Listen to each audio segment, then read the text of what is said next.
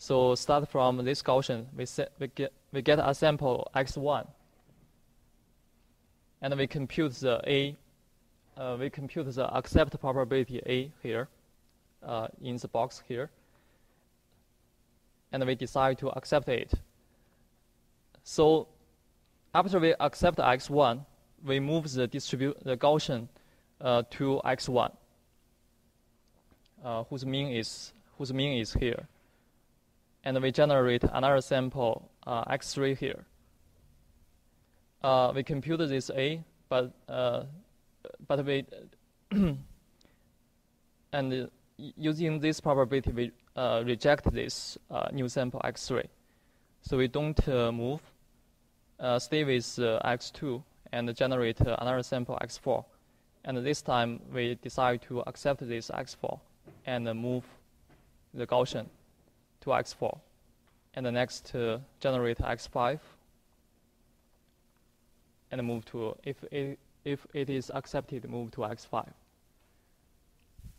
As you can see, the distribution Q can be adaptive in this process. And this scheme will enable you to explore Oz models in the target distribution.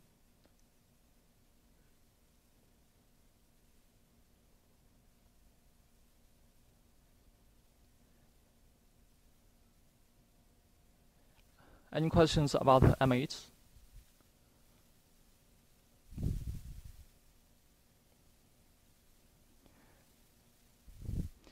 Gibbs sampling is actually a special case of M8 sampling method. It works in this way. Suppose we have three variables, x1, x2, and x3. I'm going to generate x1 conditioned on x2 and x3. And given the new x1, I'm going to generate x2 with x1 and x3, and generate x3 with x1 and x2. So the basic idea in Gibbs sampling is, given a sample xi, I'm going to sample it from all other variables except I. So here in this example, we have three variables. So we generate x1 based condition on the other two variables, and similar to x2 and x3. And this distribution here is the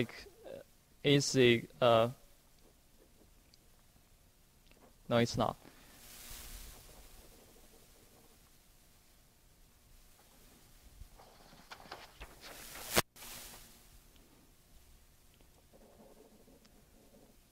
So we say Gibbs sampling is a special case of M8. So in Gibbs sampling, what is the distribution Q in M8? It's like this.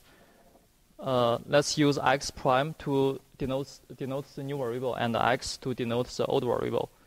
The Q distribution is like Q x prime I x all other variables except I prime conditioned on xi x. These are old variables, these are new variables. And in Gibbs sampling, Q distribution is like Q xi prime, and all other variables are kept the same. Each time we only sample one variable and keep all other variables the same. And this is xi xi. And this distribution probability is pxi xi prime, given all other variables.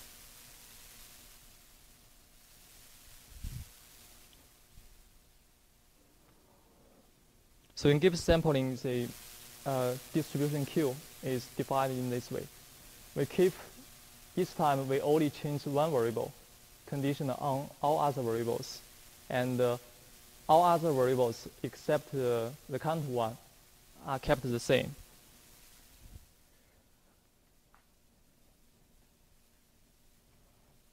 And here is a proof why Gibbs sampling is a special case of MH. And an interesting property here is in Gibbs sampling, if you choose the Q distribution in this way, the acceptance probability is always 1. So all the samples generated in Gibbs sampling are accepted. There are no rejection. So given the methods we discussed so far, we can build a decision tree. The first attribute is the distribution Q adaptive or not?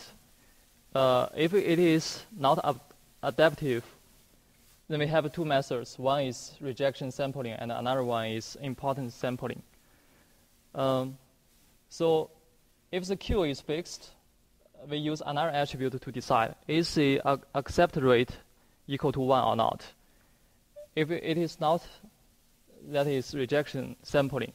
In rejection sampling, we are going to reject some samples. So the accept rate is not 1. But in importance sampling, all the samples are kept, and there is no rejection. So in importance sampling, the accept rate is 1. In another branch of this tree, if Q is adaptive, that is MCMC method. And if the accept rate is not 1, the method is, as we know, MH sampling method. We are going to reject some samples based on how large the A is. If in Gibbs sampling, all the samples generated are accepted, so the accept rate is 1.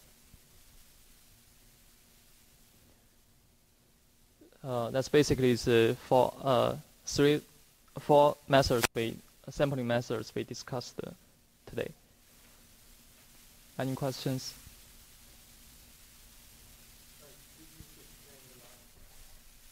Here.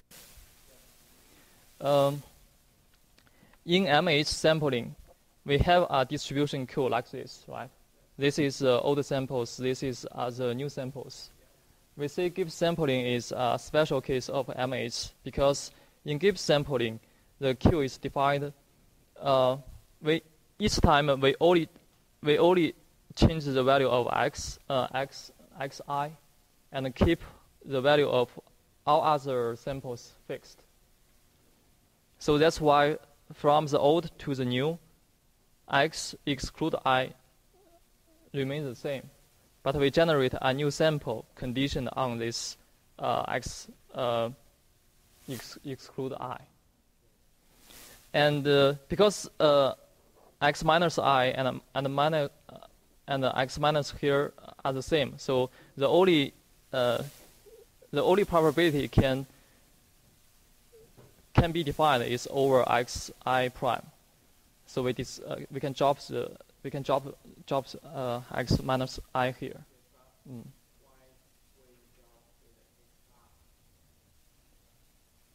Because its value is changed.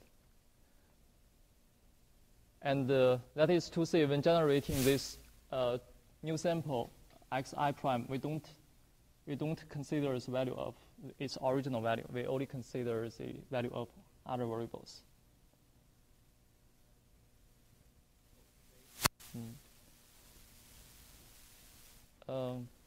Let's see this example.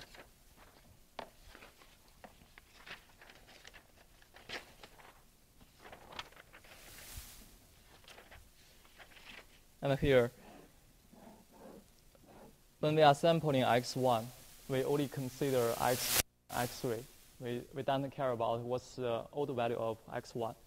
That's the definition. That's the design of Gibbs sampling. And given this design, you can prove here. You can prove that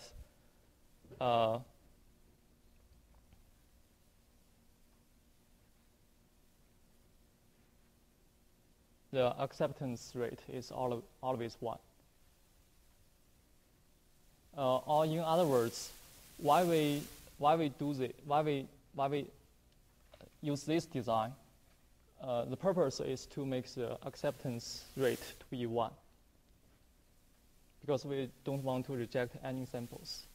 When you are generating xi prime, if you use the order value of xi, this property here does not hold anymore.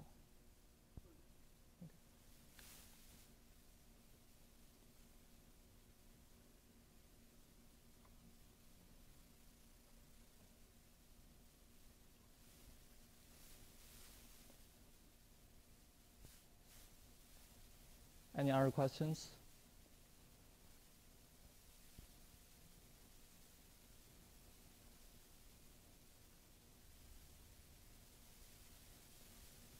Okay, let's stop here.